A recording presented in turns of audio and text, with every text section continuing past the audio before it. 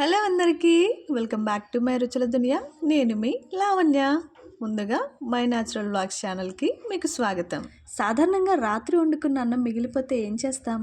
అయితే పులిహోర చేస్తాం, లేదంటే పెరుగు వేసుకుని తింటాం, అంతే కదా. కానీ ఈరోజు మనం ఆ మిగిలిపోయిన అన్నంతోనే కేవలం 5 నిమిషాల్లో ఎగ్ ఫ్రైడ్ రైస్ ఎలా తయారు చేసుకోవాలో చూసేద్దాం.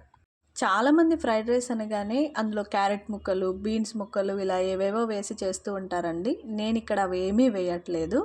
కేవలం ఉల్లిపాయలు, పచ్చిమిర్చి, అలాగే కోడిగుడ్లతో మాత్రమే ఎగ్ ఫ్రైడ్ రైస్ అయితే చేస్తున్నాను. టేస్ట్ చాలా బాగుంది. మీరు కూడా ఒకసారి తప్పకుండా ట్రై చేయండి. నేను ఇక్కడ 3 నుంచి 4 మీడియం సైజ్ ఉల్లిపాయలు తీసుకొని సన్నగా కట్ చేసి పక్కన పెట్టుకున్నాను. మీరు ఆనియన్స్ ఎక్కువగా ఇష్టపడేవారైతే రైస్ క్వాంటిటీని బట్టి ఆనియన్స్ కూడా క్వాంటిటీ పెంచుకోవచ్చు. ఇంకొక 2 కూడా యాడ్ చేసుకోవచ్చు. తర్వాత ఒక 3 పచ్చిమిర్చి తీసుకొని నిలువుగా పొడవుగా కట్ చేసుకోవాలి.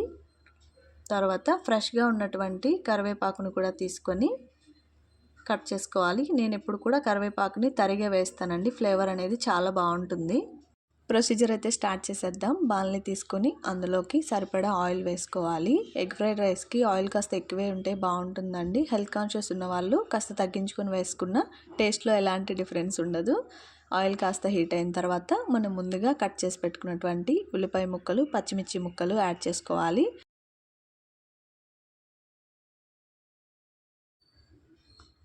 ఇందులోనే కాస్త కరివేపాకు కూడా వేసుకొని బాగా కలుపుకోవాలి.